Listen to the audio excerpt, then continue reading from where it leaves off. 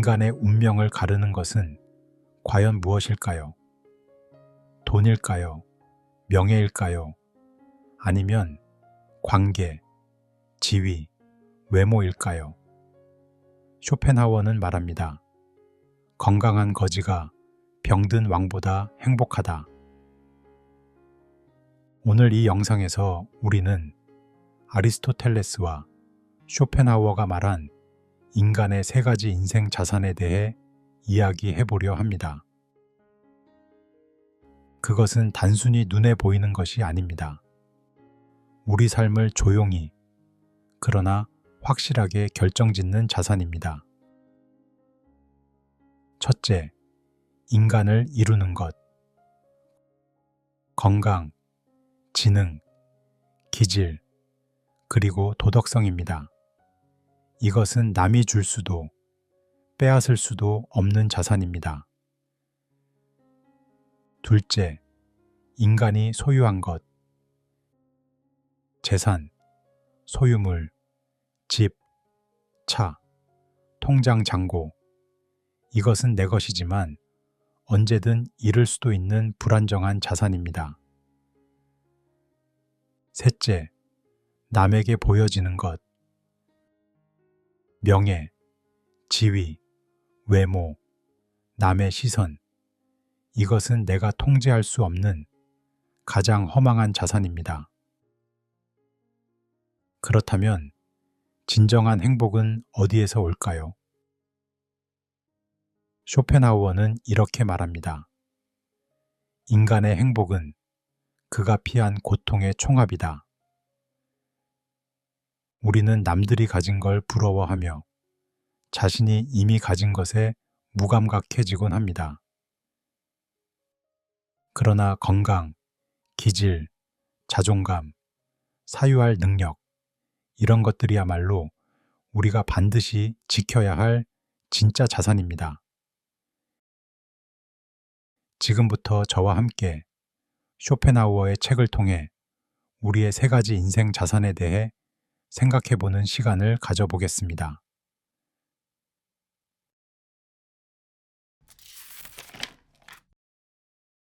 아리스토텔레스는 그의 저서 니코마코스 윤리학에서 인간 생활의 자산을 세 등급으로 나누었는데 외적인 것, 영적인 것, 육체적인 것이다.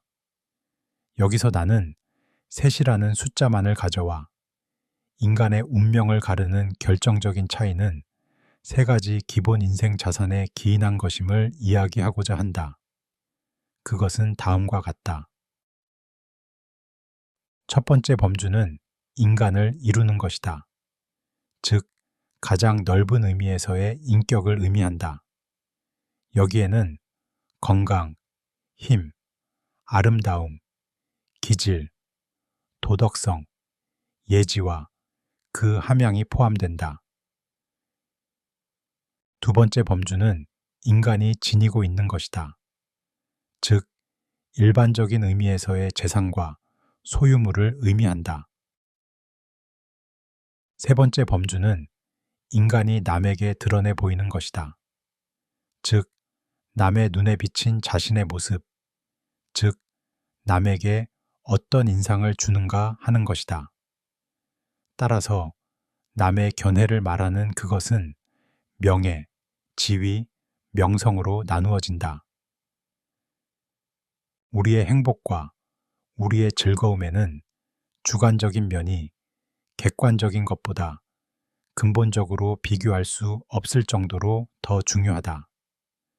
그것은 배고픔이 가장 훌륭한 요리사이며 노인이 젊은이의 여인을 무심한 시선으로 바라보는 데서부터 천재나 성자의 인생까지에서 모든 면에서 나타난다. 무엇보다 건강한 거지가 병든 왕보다 행복하다고 할 정도로 건강은 그 어떤 외적인 재산보다 월등하게 중요하다. 완벽한 건강과 행복한 조화에서 만들어지는 차분하고 밝은 성품, 맑음, 생기 넘침, 통찰력과 올바른 분별력, 조화롭고 부드러운 의지와 거기에 따르는 선한 양심 등 이러한 것들은 사회적 지위나 부유함으로도 대신할 수 없는 장점들이다. 자신을 위한 것이자 혼자 있을 때도 늘 그를 따라다니는 것, 그리고 그 어떤 누구에게도 주거나 받을 수 없는 것들이야말로 명백하게도 그가 소유한 다른 모든 것이나 다른 사람들의 눈에 보이는 것보다 훨씬 본질적으로 중요한 것이기 때문이다.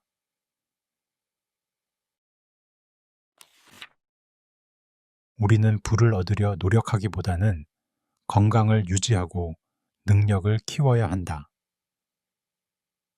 우리의 첫 번째 범주에 속한 것이 다른 두 가지 범주보다 훨씬 더 중요하다는 점을 토대로 생각해보면 부를 얻으려 노력하는 것보다 건강을 유지하고 능력을 키우기 위해 학업에 힘을 기울이는 편이 훨씬 현명하다.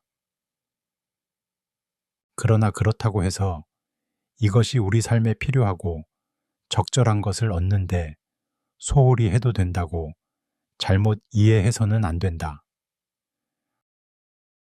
하지만 넘쳐날 정도의 큰 재산은 우리의 행복에 큰 도움이 되지 않는다. 그래서 많은 부자들이 불행하다고 느낀다. 그들은 진정한 정신적 수련을 받은 적도 없고 거기에 대한 지식도 없기 때문에 정신적인 일을 가능하게 하는 객관적 흥미를 느끼지 못하기 때문이다. 현실적이고 자연적인 필요 이상의 부는 사실 우리의 만족감에 아주 미미한 영향만을 줄 뿐이다. 오히려 너무 많은 재산을 유지하느라 필수적으로 따르는 근심을 불러와 행복에 방해를 받는다.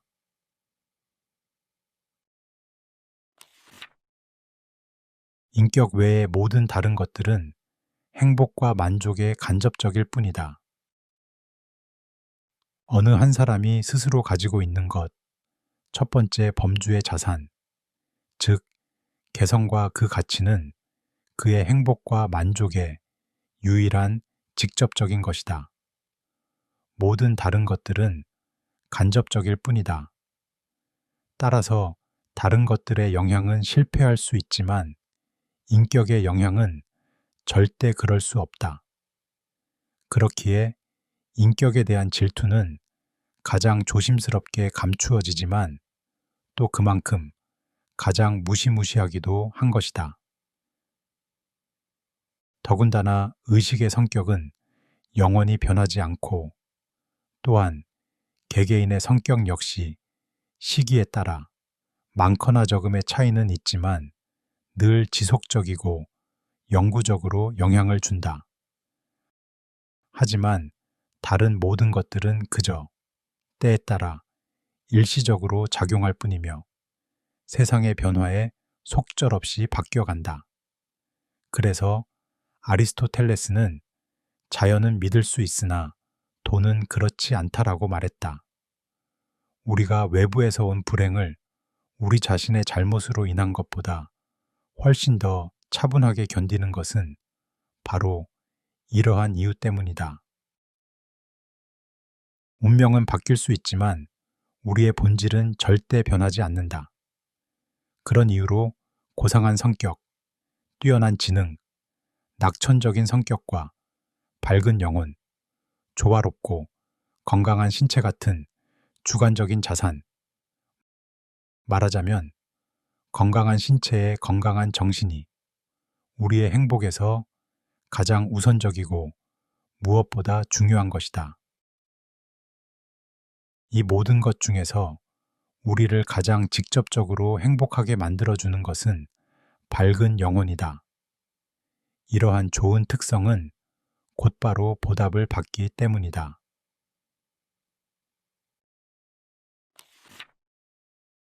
밝음이 활짝 꽃피려면 건강과 움직임이 필수다.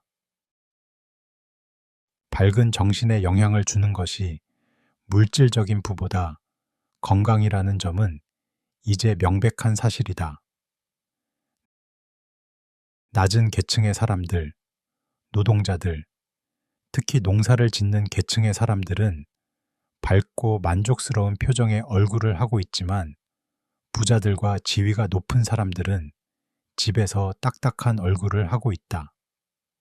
그렇기에 우리는 무엇보다 이러한 밝음이 활짝 꽃 필 수 있는 높은 수준의 완벽한 건강을 유지하기 위해 노력해야 한다. 이를 위해서는 이미 알려져 있듯이 그 어떤 무절제와 방탕함, 격렬하고 불편한 감정, 너무 혹독하거나 장기간에 걸친 정신적인 긴장 역시 피해야 한다. 매일 야외에서 2시간씩 탁 트인 공기를 마시며 활발한 활동을 해야 하고 자주 냉수욕과 식이 관리를 해야 한다. 매일 적절한 운동을 하지 않으면 건강을 유지할 수 없다. 인체의 모든 과정이 제대로 잘 이루어지기 위해서는 그 과정이 일어나는 부분의 운동뿐 아니라 인체 전체의 운동도 필요하기 때문이다. 그런 점에서 아리스토텔레스가 한 말은 아주 옳다. 움직이는 것에 인생이 있다. 생명은 움직임으로 구성되어 있고 바로 그 안에 본질이 존재한다. 유기체 내부는 전체에 걸쳐 끊이지 않고 격렬한 움직임을 하고 있다. 심장은 수축과 확장의 복잡한 이중 운동을 하는데 활발하고 지치지 않은 움직임으로 28번의 박동을 해 몸 전체의 혈액을 크고 작은 혈관으로 돌게 한다. 폐는 증기기관처럼 쉬지 않고 펌프질을 하며 장은 늘 연동운동으로 꿈틀거리고 있다. 모든 땀샘은 흡수와 분비를 지속하고 뇌 스스로도 모든 맥박과 호흡마다 이중운동을 하고 있다. 늘 앉아있는 생활 방식을 가진 무수히 많은 사람들처럼 외부 활동이 부족한 경우에는 외적인 안정과 내적인 혼돈 사이에서 극심하고 해를 끼치는 부조화가 생겨난다. 이것은 끊임없는 내부의 움직임조차 외부 움직임의 지원을 받기를 원하는 것이기 때문이다. 이러한 부조화는 우리 내부에서 끓고 있는 것을 밖으로 드러내지 못할 때 생기는 것과 아주 비슷하다. 나무조차도 건강하게 자라려면 바람을 통한 움직임이 필요하다. 이러한 경우에 아주 딱 들어맞는 라틴어 격언이 있다. 운동은 빠를수록 더 운동다운 것이다.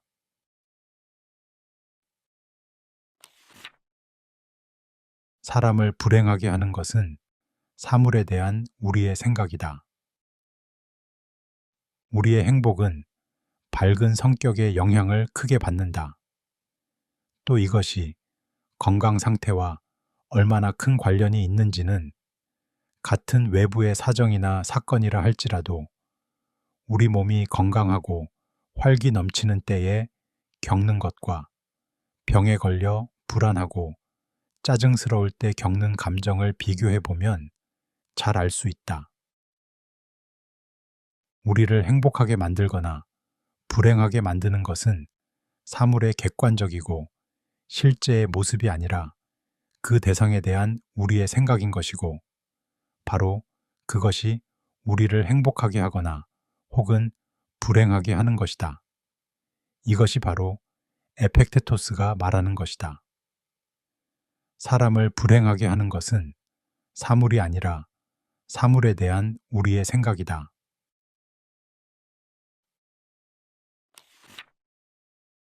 건강이 있어야만 그 뒤에 다른 모든 것들이 있다.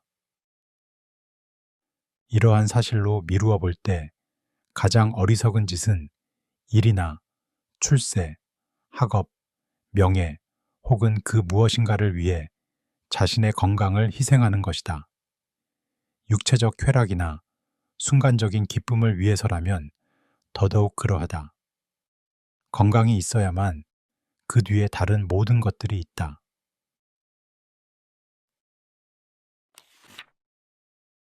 인생의 기쁨을 바깥에서 찾는다면 그 행복은 사상 누각일 뿐이다.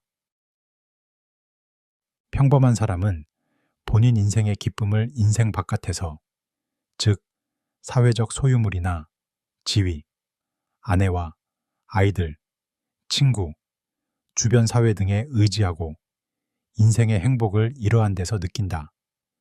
그래서 그가 그러한 것들을 잃거나 그것들의 기만을 당하면 행복이 무너져 버린다.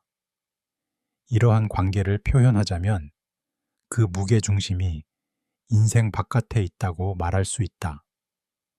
바로 그렇기 때문에 사람의 소망과 기분은 늘 바뀐다. 만약 상황이 허락한다면 그는 별장이나 말을 사고 파티를 열고 여행을 떠나는 등 사치를 즐긴다. 이것은 그가 외부로부터 자신의 만족을 구하려 하기 때문이다. 마치 몸이 약해진 사람이 콩소매와 약재를 통해 자신이 이미 지니고 있는 진정한 생명력의 원천에서 비롯되는 건강과 힘을 얻길 바라는 것처럼 말이다.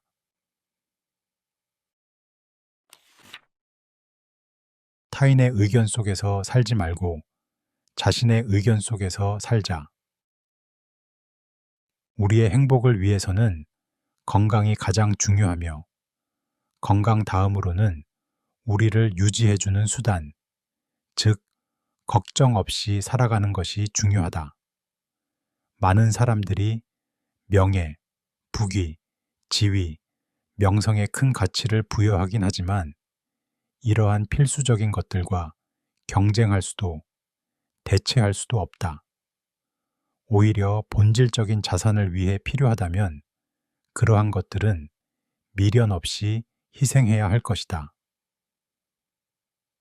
그래서 사람들은 모두 자신의 의견 속에서 살아가는 것이고 타인의 의견 속에서 사는 것이 아니라는 단순한 통찰을 얻는다면 그것은 우리의 행복에 큰 도움을 줄 것이다. 건강, 기질, 능력, 소득, 아내와 자녀, 친구, 사는 집 등으로 정해지는 자신의 실제적이고 개인적인 상태에 대해 다른 사람들의 평가에 신경 쓰는 것보다 이러한 진리를 아는 것이 우리의 행복에 100배는 더 중요하다. 그와 반대의 망상은 우리를 불행하게 만든다. 명예가 생명보다 더 중요하다고 말하는 것은 실제로 존재와 안녕은 가치가 없으며 우리에 대한 다른 이의 생각이 더 중요하다는 의미이다. 이것은 사회적 지위를 얻기 위해서는 명예, 즉 우리에 대한 타인의 생각이 종종 반드시 필요하다는 단순한 진실이 근거로 삼는 과장된 말로 간주될 수 있다.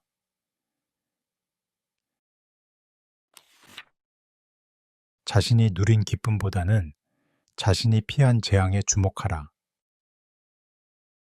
전체적으로 완전히 건강하고 완벽하지만 몸에 작은 상처가 있거나 아니면 통증이 있는 경우에는 몸 전체의 건강보다는 상처 부위의 통증에만 관심이 쓰이기 때문에 삶에게 느낄 수 있는 전반적인 편안한 기분이 사라진다. 이와 마찬가지로 모든 일이 우리의 의도대로 잘 진행되더라도 한 가지가 마음먹은 대로 진행되지 않으면 아무리 작은 일이더라도 계속 그것에 대한 생각이 떠오르기 마련이다. 계속 그 일만 생각하게 되고 뜻대로 진행되는 다른 일은 생각하지 않게 된다. 이럴 경우 손상되는 것은 우리의 의지이다. 하나는 신체적으로 객관화된 의지이고 다른 것은 인간의 노력으로 객관화된 것이다. 두 가지 경우 우리의 의지의 만족은 항상 부정적인 영향만 미치기 때문에 직접적으로 느껴지지 않고 기껏해야 성찰의 단계에서 의식된다. 반면에 의지의 억제는 긍정적이고 그렇기에 적극적이다. 모든 즐거움은 단지 이 억제의 제거, 그것에서 해방하는 데 있기 때문에 수명이 짧다. 그러므로 아리스토텔레스는 삶의 쾌락과 안락에 주의를 기울이지 말고 가능한 한 삶의 무수한 해악을 피하라고 가르친다.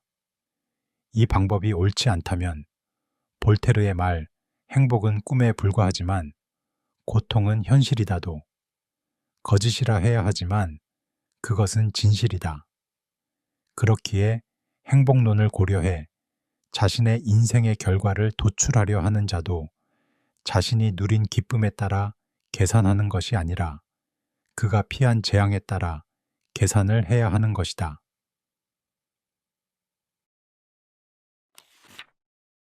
36살까지는 활력의 이자로 우리는 살아간다. 완전히 건강한 육체를 지닌 사람이 건강한 상태로 노년에 이르는 길은 2개의 등불을 켜는 것으로 설명할 수 있다. 기름은 별로 없지만 심지가 얇아서 오래 타는 경우와 심지도 굵고 기름도 많아서 오래 타는 2개의 등불이 있는 것으로 말이다. 다시 말해 기름은 생명력이고 심지는 무수한 방법으로 그 생명력을 소모하는 것이라 할 수 있다.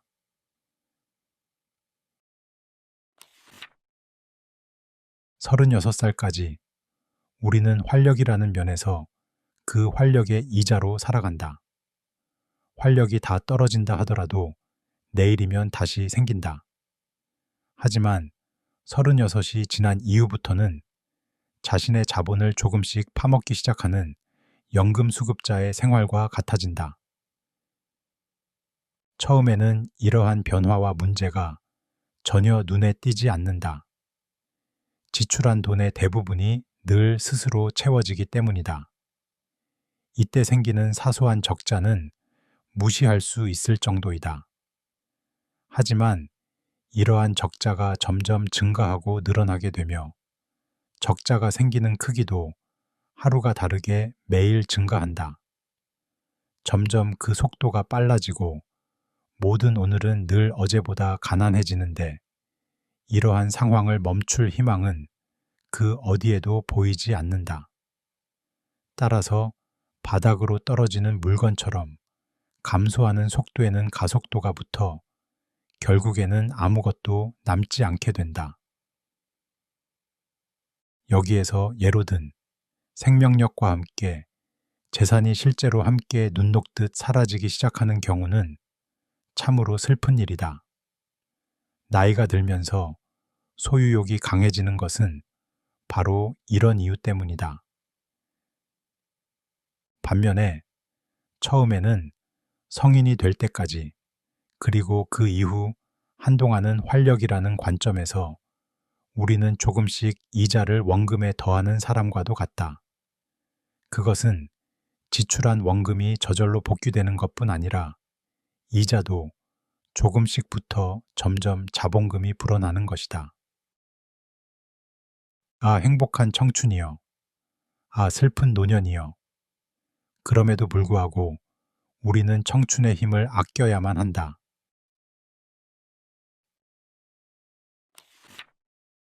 얼마나 고통이 없었는가가 인간에게 있어 행복의 척도다. 고통은 적극적인 성격을 가지고 있고 쾌락과 행복은 소극적인 성격을 가지고 있기 때문에 어떤 사람의 인생이 행복했는지는 그가 얼마나 기쁨과 즐거움을 즐겼는가로 판단하는 것이 아니라 그가 얼마나 고통이 없었는가로 판단되어야 한다. 이렇게 보면 동물의 운명은 인간의 운명보다는 더 견딜 만한 것으로 보인다. 이 2가지를 자세히 살펴보려고 한다. 인간은 행복과 불행을 추구하기도 하고 그것에서 도망치려 하기도 한다. 인간의 행복과 불행은 너무나 다양한 형태로 나타나지만 그것의 물질적인 기초는 모두 육체적 쾌락이나 고통이다. 이러한 기초는 매우 협소하다. 그것은 건강, 음식, 습기와 추위로부터의 보호, 성적인 만족이거나 아니면 이러한 것들의 부족이다. 결론적으로 인간은 동물 이상으로 실제적인 육체적 즐거움을 누리지 못한다고 할 수 있다. 더욱 강화된 신경계가 모든 쾌락의 감각뿐 아니라 고통에 대한 감각을 높여주는 것이다. 하지만 그 안에서 일어나는 감정의 변화는 동물의 감정보다 얼마나 더 격렬한가? 인간의 마음은 비교할 수 없이 깊고 격렬하게 움직인다. 그렇지만 그 결과로 얻는 것은 건강이나 음식, 보호할 장소에 불과하다. 이러한 일이 일어나는 이유는 무엇보다 인간은 지나간 일과 다가올 일을 생각하므로 모든 일이 크게 중폭되어 나타나기에 이를 통해 걱정이나 두려움 또는 희망이 생겨나는 경우 실제의 행복이나 고통보다 더욱더 커지기 때문이다. 그러나 동물은 언제나 현재 실제의 쾌락이나 고통을 느낄 뿐이다. 말하자면 동물에게는 반성작용으로 즐거움과 고통을 담아두는 응축기가 없기 때문에 인간처럼 기억과 예견을 통해 그것을 축적할 수 없다. 동물은 고통을 되풀이해 계속 겪어도 현재의 고통만을 느낄 뿐이다.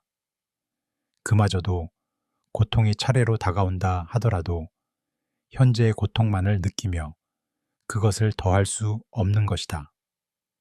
그렇기에 동물은 부러울 정도로 걱정이 없고 마음의 평정심을 유지한다. 하지만 인간은 반성과 그것에 의존하는 다른 심리적 작용 때문에 동물들이 갖는 쾌락이나 고통이라는 요소에서 더 발전해 행복과 불행이라는 더욱 진화된 감정을 가진다. 그 결과로 환희에, 때로는 치명적이기까지 한 환희에 사로잡힐 수도 있고 심지어는 절망에 빠져 자살을 감행할 수도 있다. 스스로 생각할 능력을 잃게 만드는 독서의 폐해를 조심하라. 독서는 자기 스스로 생각하지 않고 다른 사람이 대신 생각해 주는 것으로 우리는 그 사람의 생각에서 일어나는 과정을 따라잡는 것에 지나지 않는다. 이는 학생이 글쓰기를 배울 때 선생이 미리 연필로 그어놓은 선을 따라 그리는 것과도 같다. 그러한 과정을 따라 책을 읽을 때 우리는 거의 스스로 생각을 하지 않게 된다. 독자적인 생각을 하다가 독서를 하면 마음이 훨씬 가벼워지는 것은 바로 이러한 이유 때문인데 결국 책을 읽는 동안 우리의 머릿속은 다른 사람의 생각이 뛰어노는 놀이터로 전락해버리게 된다. 그러한 생각이 물러가고 나면 남는 것은 과연 무엇이란 말인가?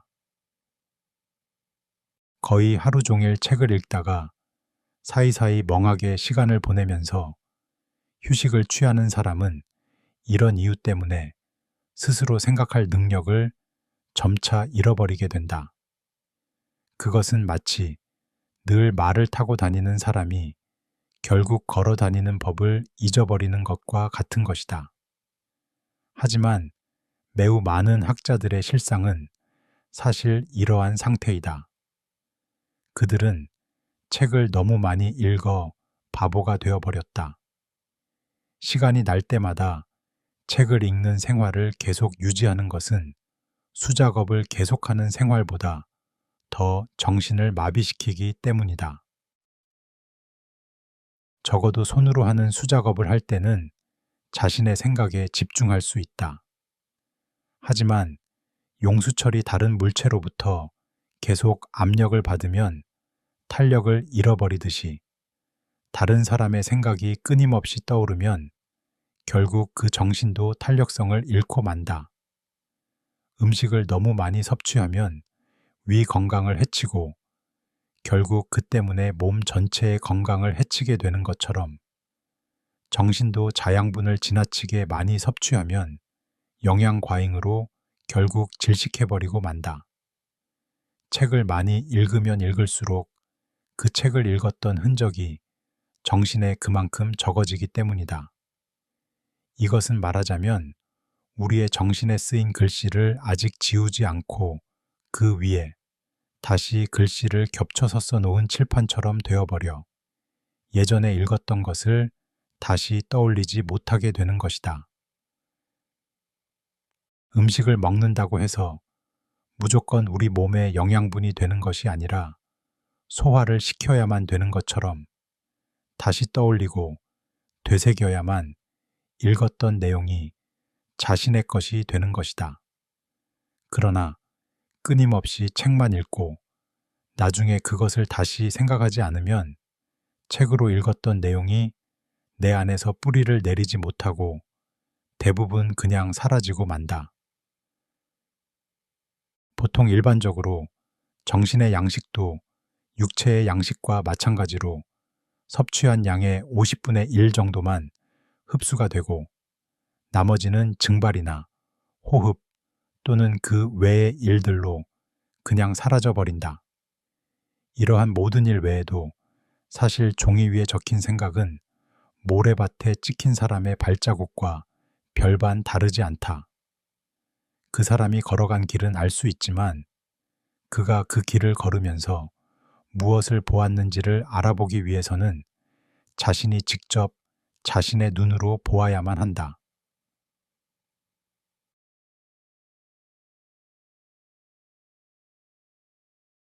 앞서 소개한 내용은 아르투어 쇼펜하우어의 책, 쇼펜하우어의 인생 수업에서 가져왔습니다.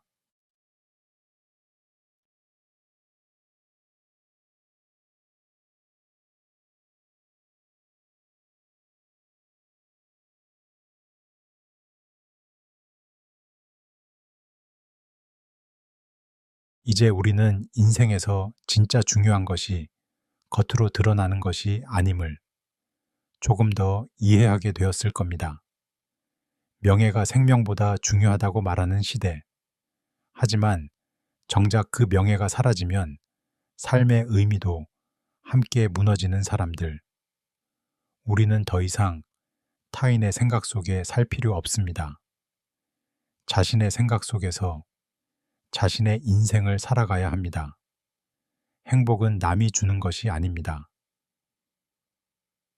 건강한 몸과 밝은 영혼, 그리고 고요한 사유의 시간에서 옵니다. 매일 2시간씩 햇빛을 받고 가벼운 운동을 하고 책을 읽되 남의 생각에 끌려가지 말고 읽은 내용을 스스로 곱씹고 떠올릴 수 있는 여유를 가지세요. 쇼펜하우어는 말합니다. 사람을 불행하게 하는 것은 사물이 아니라 사물에 대한 우리의 생각이다. 오늘 이 영상을 통해 여러분이 자신의 삶을 주도하는 주인공으로 한 걸음 더 나아가길 진심으로 응원합니다. 오늘 하루 당신의 내면 자산에 투자해 보세요. 그것이야말로 절대 잃지 않을 자산입니다. 그리고 마지막으로 이 말을 기억해 주세요. 스스로에게 가장 값진 선물은 건강한 신체와 건강한 정신이다.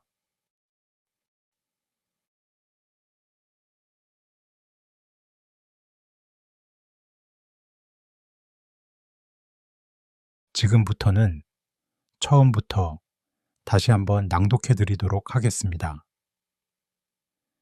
따뜻한 차 한 잔과 함께 오늘도 모두의 카페에서 좋은 시간 보내시길 바랍니다.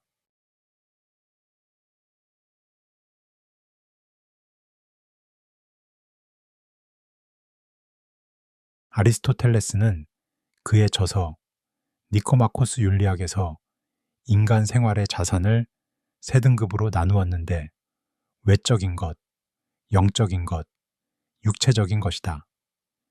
여기서 나는 셋이라는 숫자만을 가져와 인간의 운명을 가르는 결정적인 차이는 세 가지 기본 인생 자산에 기인한 것임을 이야기하고자 한다.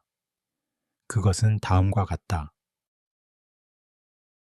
첫 번째 범주는 인간을 이루는 것이다. 즉, 가장 넓은 의미에서의 인격을 의미한다. 여기에는 건강, 힘, 아름다움, 기질, 도덕성, 예지와 그 함양이 포함된다.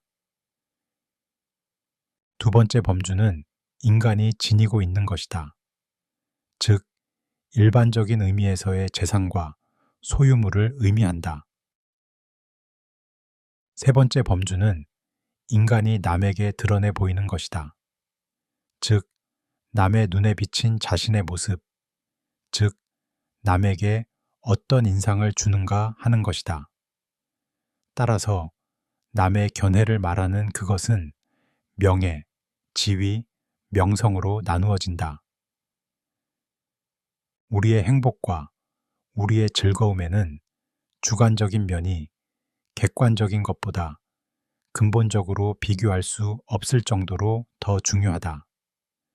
그것은 배고픔이 가장 훌륭한 요리사이며 노인이 젊은이의 여인을 무심한 시선으로 바라보는 데서부터 천재나 성자의 인생까지 해서 모든 면에서 나타난다.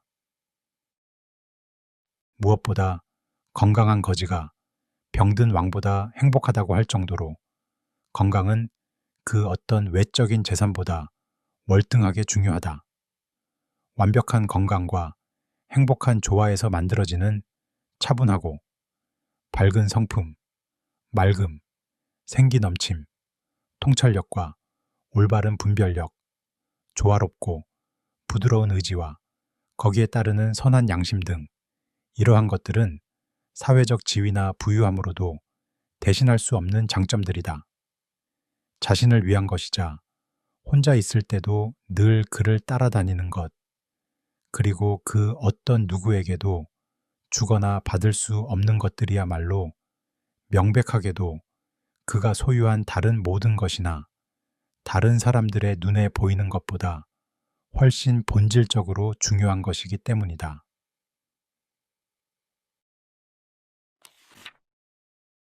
우리는 부를 얻으려 노력하기보다는 건강을 유지하고 능력을 키워야 한다. 우리의 첫 번째 범주에 속한 것이 다른 두 가지 범주보다 훨씬 더 중요하다는 점을 토대로 생각해보면 부를 얻으려 노력하는 것보다 건강을 유지하고 능력을 키우기 위해 학업에 힘을 기울이는 편이 훨씬 현명하다. 그러나 그렇다고 해서 이것이 우리 삶에 필요하고 적절한 것을 얻는데 소홀히 해도 된다고 잘못 이해해서는 안 된다. 하지만 넘쳐날 정도의 큰 재산은 우리의 행복에 큰 도움이 되지 않는다. 그래서 많은 부자들이 불행하다고 느낀다. 그들은 진정한 정신적 수련을 받은 적도 없고 거기에 대한 지식도 없기 때문에 정신적인 일을 가능하게 하는 객관적 흥미를 느끼지 못하기 때문이다. 현실적이고 자연적인 필요 이상의 부는 사실 우리의 만족감에 아주 미미한 영향만을 줄 뿐이다. 오히려 너무 많은 재산을 유지하느라 필수적으로 따르는 근심을 불러와 행복에 방해를 받는다.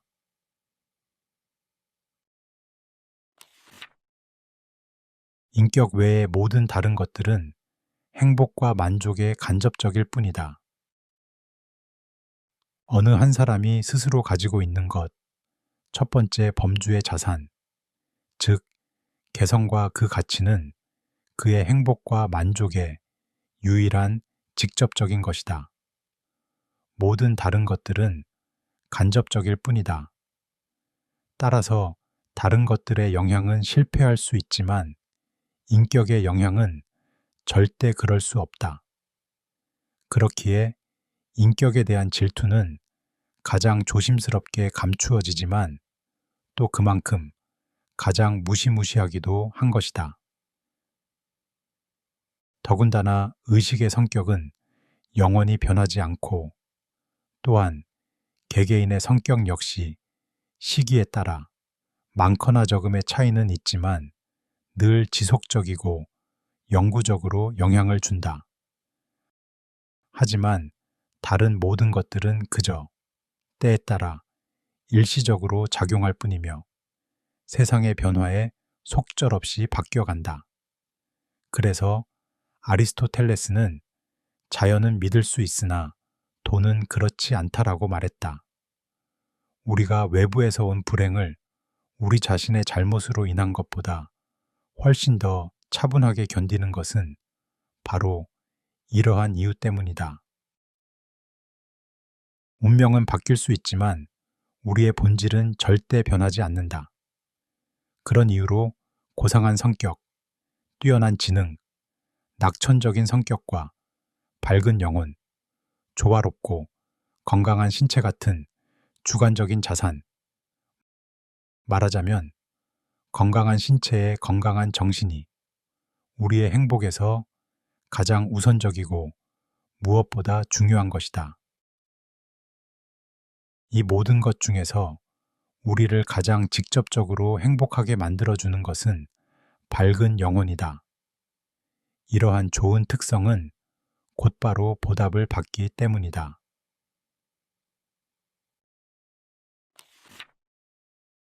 밝음이 활짝 꽃피려면 건강과 움직임이 필수다. 밝은 정신에 영향을 주는 것이 물질적인 부보다 건강이라는 점은 이제 명백한 사실이다. 낮은 계층의 사람들, 노동자들, 특히 농사를 짓는 계층의 사람들은 밝고 만족스러운 표정의 얼굴을 하고 있지만 부자들과 지위가 높은 사람들은 집에서 딱딱한 얼굴을 하고 있다. 그렇기에 우리는 무엇보다 이러한 밝음이 활짝 꽃 필 수 있는 높은 수준의 완벽한 건강을 유지하기 위해 노력해야 한다. 이를 위해서는 이미 알려져 있듯이 그 어떤 무절제와 방탕함, 격렬하고 불편한 감정, 너무 혹독하거나 장기간에 걸친 정신적인 긴장 역시 피해야 한다. 매일 야외에서 2시간씩 탁 트인 공기를 마시며 활발한 활동을 해야 하고 자주 냉수욕과 식이 관리를 해야 한다. 매일 적절한 운동을 하지 않으면 건강을 유지할 수 없다. 인체의 모든 과정이 제대로 잘 이루어지기 위해서는 그 과정이 일어나는 부분의 운동뿐 아니라 인체 전체의 운동도 필요하기 때문이다. 그런 점에서 아리스토텔레스가 한 말은 아주 옳다. 움직이는 것에 인생이 있다. 생명은 움직임으로 구성되어 있고 바로 그 안에 본질이 존재한다. 유기체 내부는 전체에 걸쳐 끊이지 않고 격렬한 움직임을 하고 있다. 심장은 수축과 확장의 복잡한 이중 운동을 하는데 활발하고 지치지 않은 움직임으로 28번의 박동을 해 몸 전체의 혈액을 크고 작은 혈관으로 돌게 한다. 폐는 증기기관처럼 쉬지 않고 펌프질을 하며 장은 늘 연동운동으로 꿈틀거리고 있다. 모든 땀샘은 흡수와 분비를 지속하고 뇌 스스로도 모든 맥박과 호흡마다 이중운동을 하고 있다. 늘 앉아있는 생활 방식을 가진 무수히 많은 사람들처럼 외부 활동이 부족한 경우에는 외적인 안정과 내적인 혼돈 사이에서 극심하고 해를 끼치는 부조화가 생겨난다. 이것은 끊임없는 내부의 움직임조차 외부 움직임의 지원을 받기를 원하는 것이기 때문이다. 이러한 부조화는 우리 내부에서 끓고 있는 것을 밖으로 드러내지 못할 때 생기는 것과 아주 비슷하다. 나무조차도 건강하게 자라려면 바람을 통한 움직임이 필요하다. 이러한 경우에 아주 딱 들어맞는 라틴어 격언이 있다. 운동은 빠를수록 더 운동다운 것이다.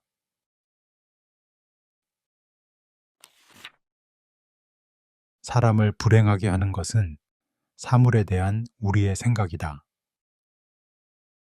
우리의 행복은 밝은 성격의 영향을 크게 받는다. 또 이것이 건강 상태와 얼마나 큰 관련이 있는지는 같은 외부의 사정이나 사건이라 할지라도 우리 몸이 건강하고 활기 넘치는 때에 겪는 것과 병에 걸려 불안하고 짜증스러울 때 겪는 감정을 비교해 보면 잘 알 수 있다. 우리를 행복하게 만들거나 불행하게 만드는 것은 사물의 객관적이고 실제의 모습이 아니라 그 대상에 대한 우리의 생각인 것이고, 바로 그것이 우리를 행복하게 하거나 혹은 불행하게 하는 것이다. 이것이 바로 에펙테토스가 말하는 것이다. 사람을 불행하게 하는 것은 사물이 아니라 사물에 대한 우리의 생각이다.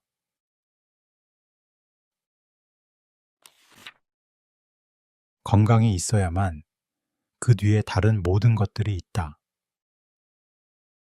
이러한 사실로 미루어 볼 때 가장 어리석은 짓은 일이나 출세, 학업, 명예 혹은 그 무엇인가를 위해 자신의 건강을 희생하는 것이다. 육체적 쾌락이나 순간적인 기쁨을 위해서라면 더더욱 그러하다. 건강이 있어야만 그 뒤에 다른 모든 것들이 있다.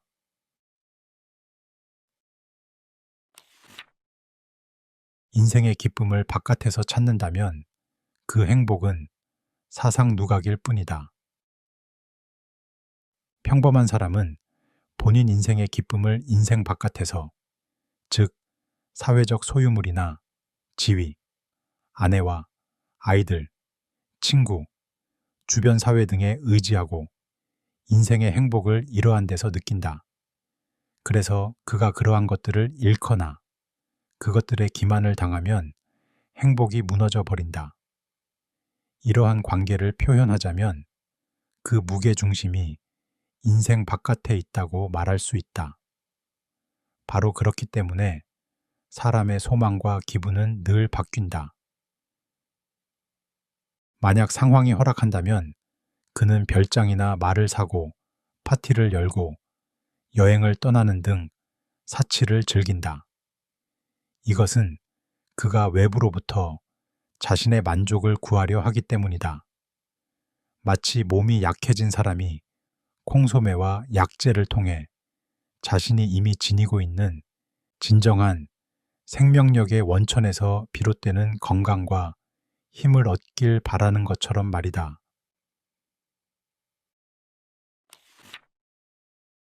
타인의 의견 속에서 살지 말고 자신의 의견 속에서 살자. 우리의 행복을 위해서는 건강이 가장 중요하며 건강 다음으로는 우리를 유지해주는 수단, 즉 걱정 없이 살아가는 것이 중요하다. 많은 사람들이 명예, 부귀, 지위, 명성에 큰 가치를 부여하긴 하지만 이러한 필수적인 것들과 경쟁할 수도 대체할 수도 없다. 오히려 본질적인 자산을 위해 필요하다면 그러한 것들은 미련 없이 희생해야 할 것이다. 그래서 사람들은 모두 자신의 의견 속에서 살아가는 것이고 타인의 의견 속에서 사는 것이 아니라는 단순한 통찰을 얻는다면 그것은 우리의 행복에 큰 도움을 줄 것이다. 건강, 기질, 능력, 소득, 아내와 자녀, 친구, 사는 집 등으로 정해지는 자신의 실제적이고 개인적인 상태에 대해 다른 사람들의 평가에 신경 쓰는 것보다 이러한 진리를 아는 것이 우리의 행복에 100배는 더 중요하다. 그와 반대의 망상은 우리를 불행하게 만든다. 명예가 생명보다 더 중요하다고 말하는 것은 실제로 존재와 안녕은 가치가 없으며 우리에 대한 다른 이의 생각이 더 중요하다는 의미이다. 이것은 사회적 지위를 얻기 위해서는 명예, 즉 우리에 대한 타인의 생각이 종종 반드시 필요하다는 단순한 진실이 근거로 삼는 과장된 말로 간주될 수 있다.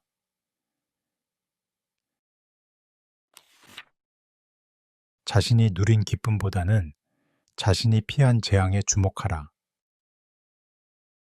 전체적으로 완전히 건강하고 완벽하지만 몸에 작은 상처가 있거나 아니면 통증이 있는 경우에는 몸 전체의 건강보다는 상처 부위의 통증에만 관심이 쓰이기 때문에 삶에게 느낄 수 있는 전반적인 편안한 기분이 사라진다. 이와 마찬가지로 모든 일이 우리의 의도대로 잘 진행되더라도 한 가지가 마음먹은 대로 진행되지 않으면 아무리 작은 일이더라도 계속 그것에 대한 생각이 떠오르기 마련이다. 계속 그 일만 생각하게 되고 뜻대로 진행되는 다른 일은 생각하지 않게 된다. 이럴 경우 손상되는 것은 우리의 의지이다. 하나는 신체적으로 객관화된 의지이고 다른 것은 인간의 노력으로 객관화된 것이다. 두 가지 경우 우리의 의지의 만족은 항상 부정적인 영향만 미치기 때문에 직접적으로 느껴지지 않고 기껏해야 성찰의 단계에서 의식된다. 반면에 의지의 억제는 긍정적이고 그렇기에 적극적이다. 모든 즐거움은 단지 이 억제의 제거, 그것에서 해방하는 데 있기 때문에 수명이 짧다. 그러므로 아리스토텔레스는 삶의 쾌락과 안락에 주의를 기울이지 말고 가능한 한 삶의 무수한 해악을 피하라고 가르친다. 이 방법이 옳지 않다면 볼테르의 말 행복은 꿈에 불과하지만 고통은 현실이다도 거짓이라 해야 하지만 그것은 진실이다. 그렇기에 행복론을 고려해 자신의 인생의 결과를 도출하려 하는 자도 자신이 누린 기쁨에 따라 계산하는 것이 아니라 그가 피한 재앙에 따라 계산을 해야 하는 것이다.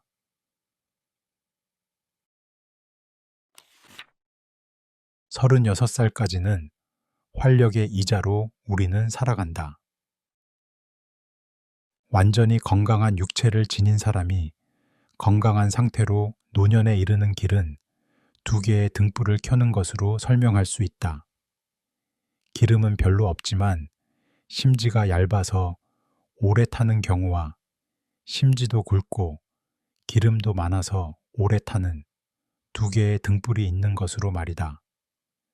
다시 말해 기름은 생명력이고 심지는 무수한 방법으로 그 생명력을 소모하는 것이라 할 수 있다.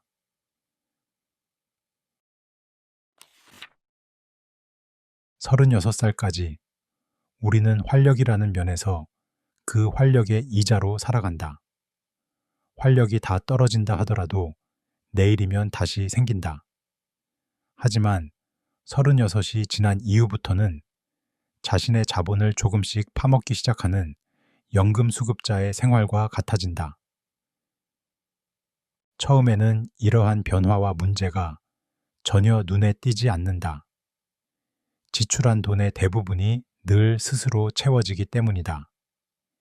이때 생기는 사소한 적자는 무시할 수 있을 정도이다. 하지만 이러한 적자가 점점 증가하고 늘어나게 되며 적자가 생기는 크기도 하루가 다르게 매일 증가한다. 점점 그 속도가 빨라지고 모든 오늘은 늘 어제보다 가난해지는데 이러한 상황을 멈출 희망은 그 어디에도 보이지 않는다. 따라서 바닥으로 떨어지는 물건처럼 감소하는 속도에는 가속도가 붙어 결국에는 아무것도 남지 않게 된다. 여기에서 예로 든 생명력과 함께 재산이 실제로 함께 눈 녹듯 사라지기 시작하는 경우는 참으로 슬픈 일이다. 나이가 들면서 소유욕이 강해지는 것은 바로 이런 이유 때문이다. 반면에 처음에는 성인이 될 때까지 그리고 그 이후 한동안은 활력이라는 관점에서 우리는 조금씩 이자를 원금에 더하는 사람과도 같다.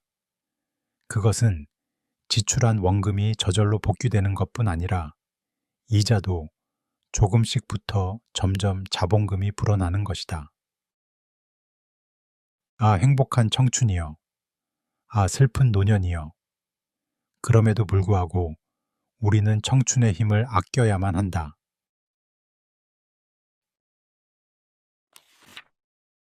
얼마나 고통이 없었는가가 인간에게 있어 행복의 척도다. 고통은 적극적인 성격을 가지고 있고 쾌락과 행복은 소극적인 성격을 가지고 있기 때문에 어떤 사람의 인생이 행복했는지는 그가 얼마나 기쁨과 즐거움을 즐겼는가로 판단하는 것이 아니라 그가 얼마나 고통이 없었는가로 판단되어야 한다.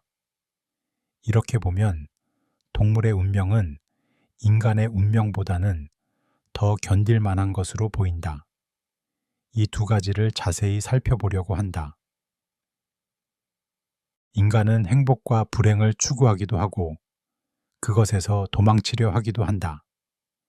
인간의 행복과 불행은 너무나 다양한 형태로 나타나지만 그것의 물질적인 기초는 모두 육체적 쾌락이나 고통이다. 이러한 기초는 매우 협소하다. 그것은 건강, 음식, 습기와 추위로부터의 보호, 성적인 만족이거나 아니면 이러한 것들의 부족이다. 결론적으로 인간은 동물 이상으로 실제적인 육체적 즐거움을 누리지 못한다고 할 수 있다. 더욱 강화된 신경계가 모든 쾌락의 감각뿐 아니라 고통에 대한 감각을 높여주는 것이다. 하지만 그 안에서 일어나는 감정의 변화는 동물의 감정보다 얼마나 더 격렬한가? 인간의 마음은 비교할 수 없이 깊고 격렬하게 움직인다. 그렇지만 그 결과로 얻는 것은 건강이나 음식, 보호할 장소에 불과하다. 이러한 일이 일어나는 이유는 무엇보다 인간은 지나간 일과 다가올 일을 생각하므로 모든 일이 크게 중폭되어 나타나기에 이를 통해 걱정이나 두려움 또는 희망이 생겨나는 경우 실제의 행복이나 고통보다 더욱더 커지기 때문이다. 그러나 동물은 언제나 현재 실제의 쾌락이나 고통을 느낄 뿐이다. 말하자면 동물에게는 반성작용으로 즐거움과 고통을 담아두는 응축기가 없기 때문에 인간처럼 기억과 예견을 통해 그것을 축적할 수 없다. 동물은 고통을 되풀이해 계속 겪어도 현재의 고통만을 느낄 뿐이다. 그마저도 고통이 차례로 다가온다 하더라도 현재의 고통만을 느끼며 그것을 더할 수 없는 것이다. 그렇기에 동물은 부러울 정도로 걱정이 없고 마음의 평정심을 유지한다. 하지만 인간은 반성과 그것에 의존하는 다른 심리적 작용 때문에 동물들이 갖는 쾌락이나 고통이라는 요소에서 더 발전해 행복과 불행이라는 더욱 진화된 감정을 가진다. 그 결과로 환희에, 때로는 치명적이기까지 한 환희에 사로잡힐 수도 있고 심지어는 절망에 빠져 자살을 감행할 수도 있다. 스스로 생각할 능력을 잃게 만드는 독서의 폐해를 조심하라. 독서는 자기 스스로 생각하지 않고 다른 사람이 대신 생각해 주는 것으로 우리는 그 사람의 생각에서 일어나는 과정을 따라잡는 것에 지나지 않는다. 이는 학생이 글쓰기를 배울 때 선생이 미리 연필로 그어놓은 선을 따라 그리는 것과도 같다. 그러한 과정을 따라 책을 읽을 때 우리는 거의 스스로 생각을 하지 않게 된다. 독자적인 생각을 하다가 독서를 하면 마음이 훨씬 가벼워지는 것은 바로 이러한 이유 때문인데, 결국 책을 읽는 동안 우리의 머릿속은 다른 사람의 생각이 뛰어노는 놀이터로 전락해버리게 된다. 그러한 생각이 물러가고 나면 남는 것은 과연 무엇이란 말인가? 거의 하루 종일 책을 읽다가 사이사이 멍하게 시간을 보내면서 휴식을 취하는 사람은 이런 이유 때문에 스스로 생각할 능력을 점차 잃어버리게 된다. 그것은 마치 늘 말을 타고 다니는 사람이 결국 걸어 다니는 법을 잊어버리는 것과 같은 것이다. 하지만 매우 많은 학자들의 실상은 사실 이러한 상태이다. 그들은 책을 너무 많이 읽어 바보가 되어버렸다.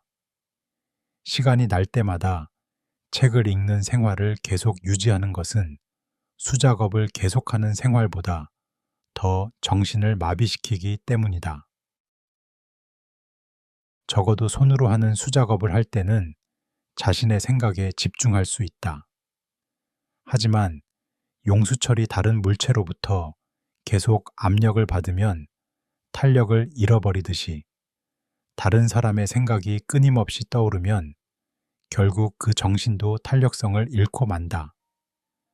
음식을 너무 많이 섭취하면 위 건강을 해치고 결국 그 때문에 몸 전체의 건강을 해치게 되는 것처럼 정신도 자양분을 지나치게 많이 섭취하면 영양 과잉으로 결국 질식해버리고 만다.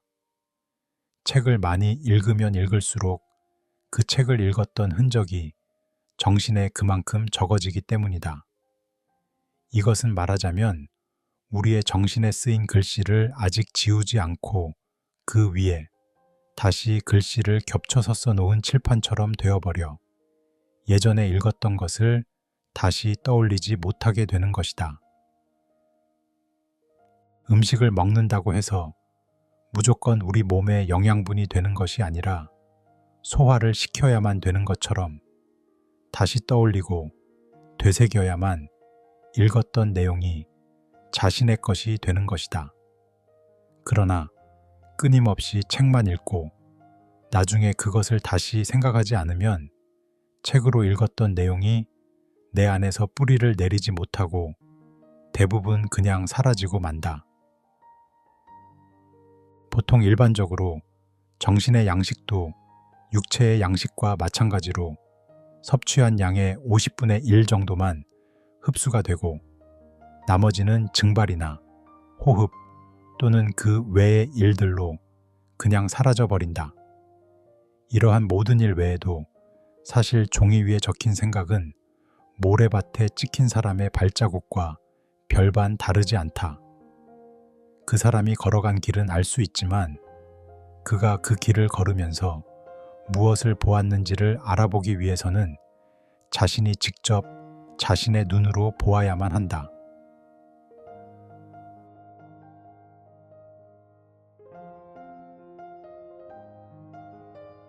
시청해 주셔서 감사합니다. 행복한 하루 보내세요.